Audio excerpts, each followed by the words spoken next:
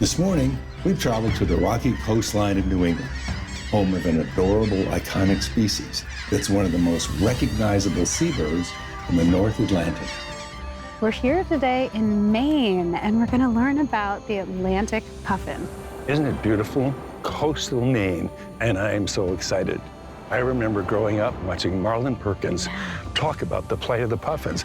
That is so cool. And this species fascinates me. They're a highly social species. They kind of need their buddies in order to thrive. And they also are highly migratory. It makes conservation really challenging.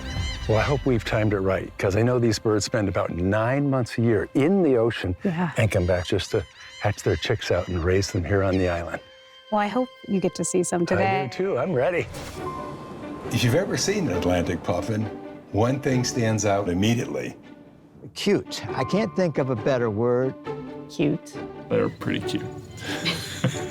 But don't let those disarming looks fool you. These little birds are rugged survivors. A little puffin can live over 30 years. Puffins can fly about 50 miles an hour. They dive 200 feet, flying faster underwater than fish can swim. When they're on land, they can dig 8 feet or more to build a nesting burrow. They don't start laying eggs till they're 4 or 5 years old. Before they lay eggs, they spend those years just out at sea. So the fact that they are so small and so strong is an amazing thing. Historically, puffins return to small islands across New England every summer to raise their pufflings. But in the 1800s, things started to change. There was a lot of hunting of puffins, a lot of changes to the habitat that we introduced.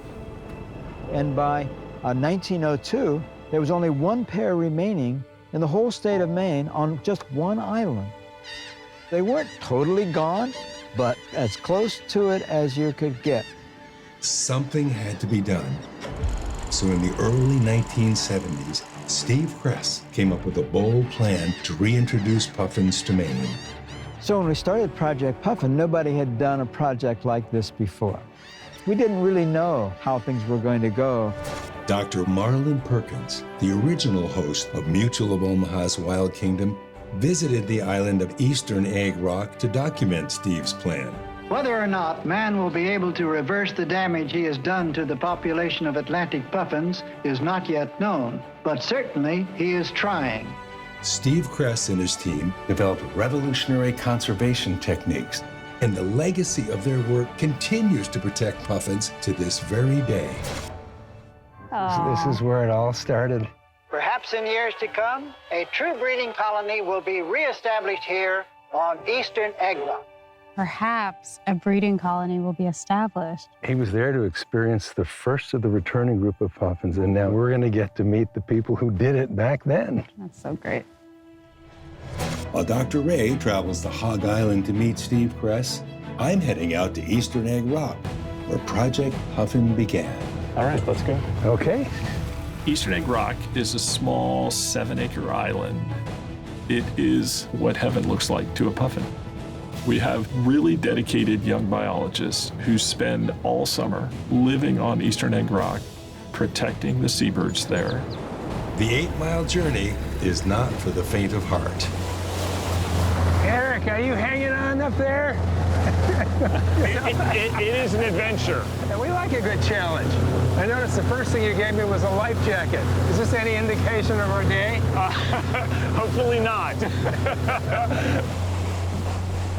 It's great that you guys are here. It gives us an opportunity to resupply the folks out there. Fresh water, some food, some technical supplies, make sure they have what they need. As soon as we arrive, the biologists who live here row out to meet us. Hello. Hey there.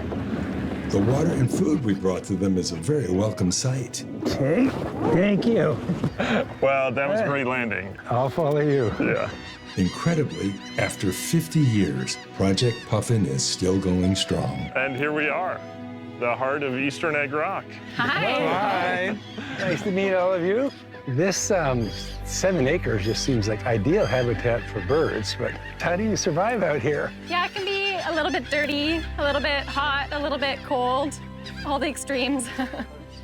It's so exciting to be part of Project Puffin because it's just this incredible, long-standing program. So we continue to come out every year. We protect the puffins. We help to monitor how healthy they are and how healthy the ocean is, like the Gulf of Maine itself. Emma and her team also carefully find and monitor every chick on the island. Pufflings stay hidden deep in these rocky cracks. I think there's one in here. Luckily, Megan is an expert at finding them.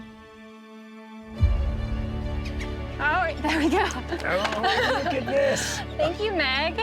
Never seen anything as cute. Look at this little puffin. Just a handful of days old. So we're gonna take some little measurements for it. Okay. These measurements, called biometrics, keep track of puffin colonies over decades. Okay. 23 millimeters. This little chick is proof that Project Puffin is working. With any luck, it will return back to Egg Rock to make little pufflings of its own. I think that's everything we need from it. So Okay. yeah, we'll pass it back down to Meg in the hole. All right, coming back to the nursery, Meg. There we go. There you go, little guy.